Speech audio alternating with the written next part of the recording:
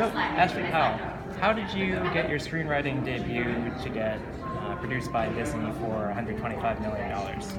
Oh, so this movie started as a spec script that I worked on for about 2 years with the producers, just writing and rewriting and starting from scratch. And finally, after 2 years, we were ready to send it out into the world, and Disney read it and they loved it and snatched it up. And really, that's the best possible home we could have hoped for it to have.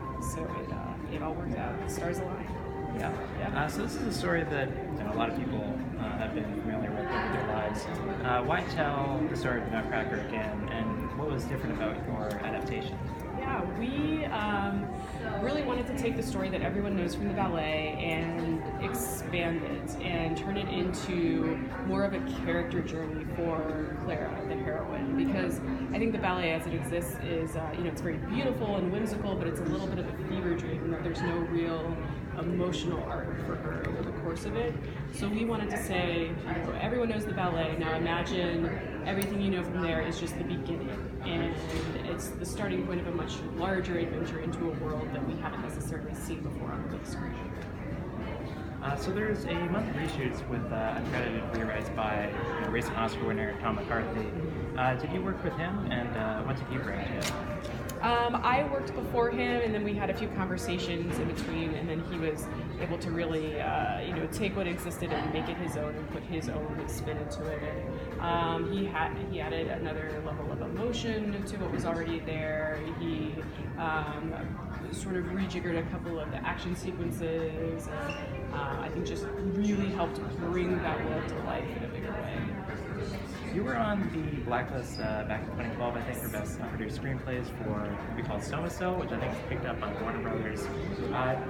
Is anything happening with that one? Not currently, but I hope that maybe I can get it revived here in the next year or two. Do you find that's kind of how you feel about scripts that you've written in the past?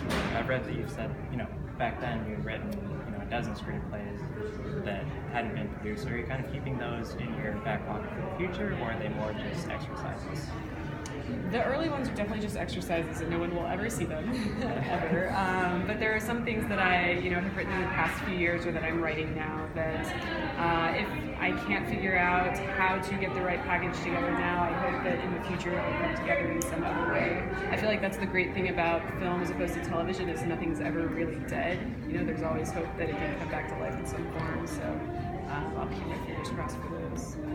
And finally, what does it mean being here as one of Rise's 10 screenwriters to watch at the Whistler Film Festival? What does that do to your career? Well, it's such a big honor, first of all, and so many of the writers that I'm with have written movies that are some of my favorite movies of the year, so that's incredibly inspiring for me. And it's helpful just in getting my name out to people who might not necessarily know who I am yet, or people that I aspire to work with in the future. Hopefully this can get my foot in a few doors and see what I can put together from there.